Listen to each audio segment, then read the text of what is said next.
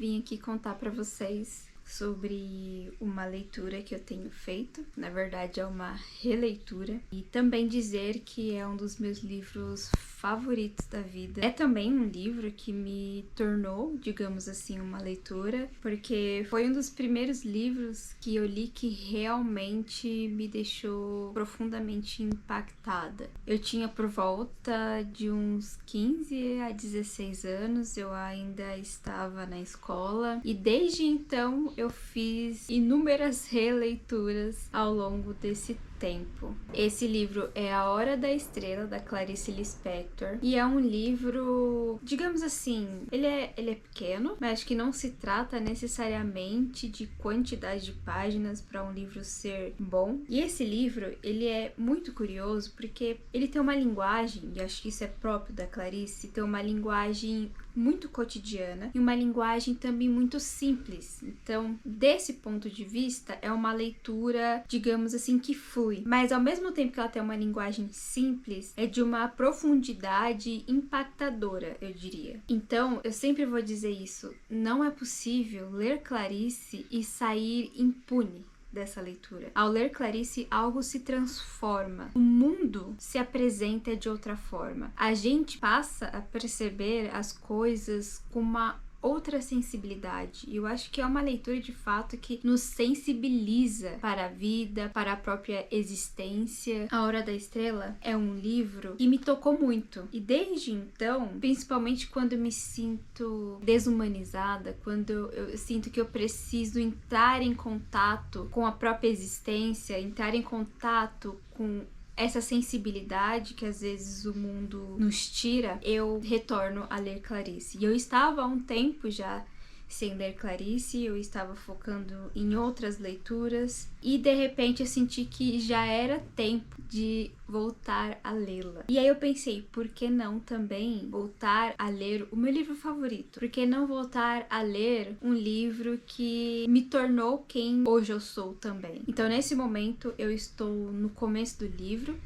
O livro, ele tem, como eu disse, poucas páginas, é em torno de umas, pelo menos na minha edição, que é a edição comemorativa da editora Rocco, que é a editora que publica Clarice no Brasil, é a edição de 2020, essa é a edição mais nova, há outras também. Na minha edição, dá em torno de 87 páginas. E nesse momento eu estou na página 32. Eu preciso ir lendo aos poucos, porque a cada trecho você se sente como se você fosse baleado, digamos assim. Você sente o impacto e fica, meu Deus, calma, eu preciso digerir isso que eu acabei de ler. E aí eu pensei em trazer alguns trechos dessas 32 primeiras páginas para compartilhar com vocês os trechos que eu mais gostei. Assim, não tem como falar desse livro sem dizer o quão épico é o primeiro parágrafo.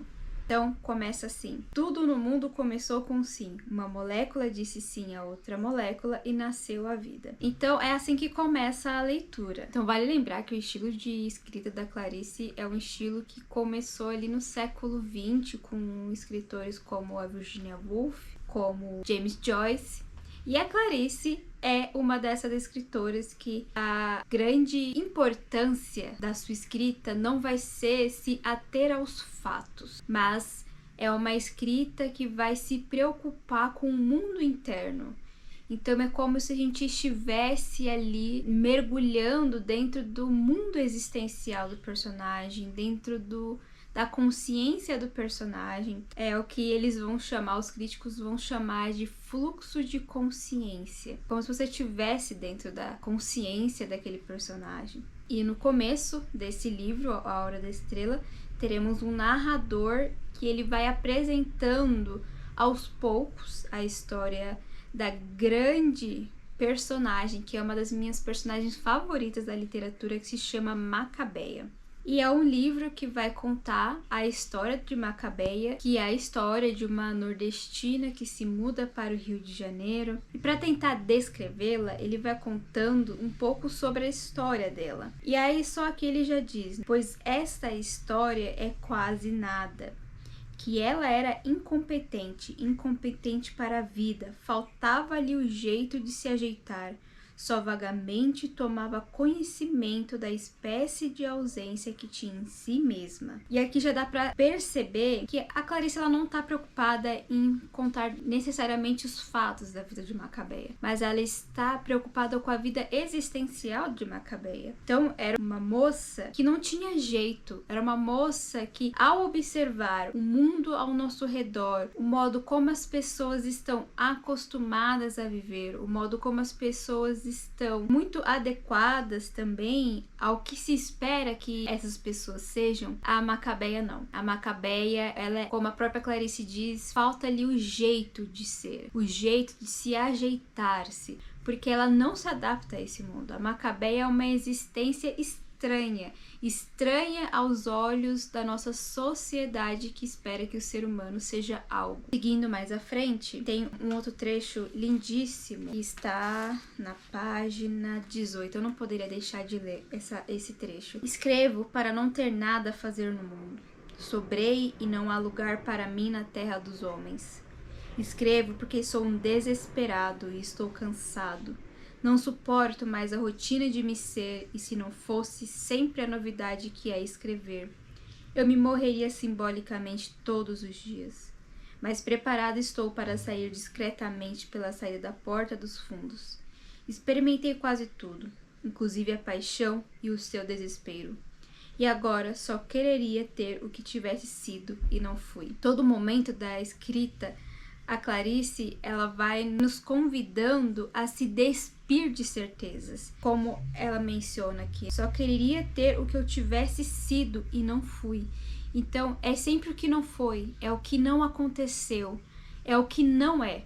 Então, ela vai nos convidando a se despir de certezas em um mundo em que tudo parece ser muito certo, em um mundo em que todo mundo parece ter a verdade, em um mundo em que parece que todos possuem a razão, todos possuem a identidade. A Clarice, ela vai nos convidando a nos questionarmos o que é a existência, quem nós somos. E há um trecho também, o narrador, ele diz que a Macabeia um dia se questiona quem ela é. E esse trecho é muito interessante, está na página 29, e ela diz: só uma vez se fez uma trágica pergunta: quem sou eu?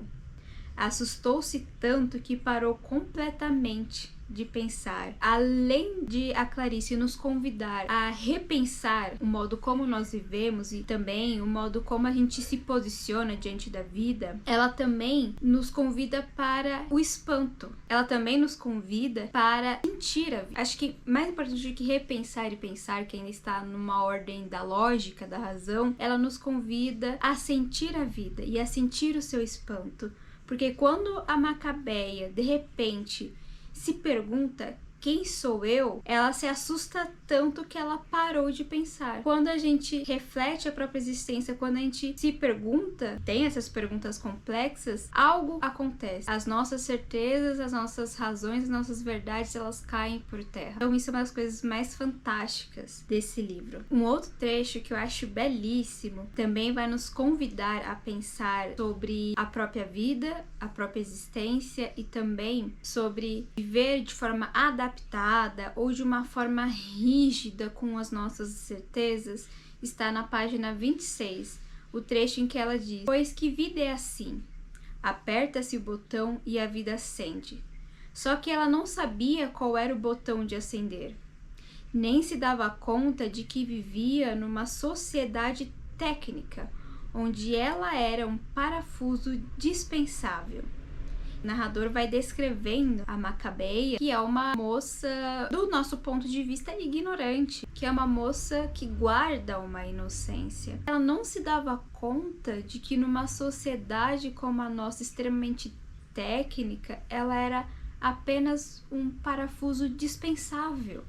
Mas é como se ela vivesse ao mesmo tempo completamente alheia a isso. Ela vivia sem se questionar. Mas o narrador também vai mostrando que a Macabeia, ela não tem com quem conversar. Tem inclusive um trecho sobre isso muito interessante. Talvez a pergunta vazia fosse apenas para que um dia alguém não viesse a dizer que ela nem ao menos havia perguntado. Por falta de quem lhe respondesse, ela mesma parecia se ter respondido. É assim. Porque é assim. Existe outra resposta no mundo? Se alguém sabe, de uma melhor que se apresente e a diga: estou há anos esperando. Então aqui também vai mostrando um pouco da solidão que a Macabeia vive.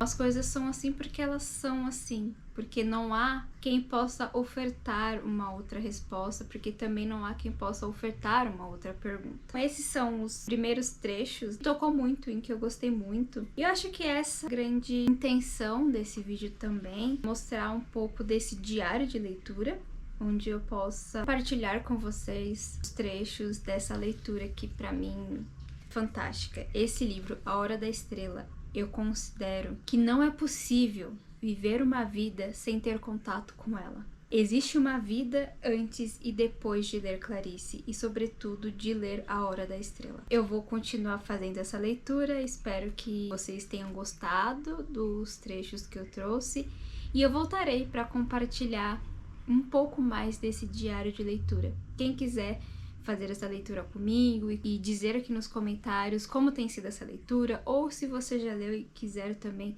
dizer como foi essa leitura, eu vou ficar muito feliz em escutá-la.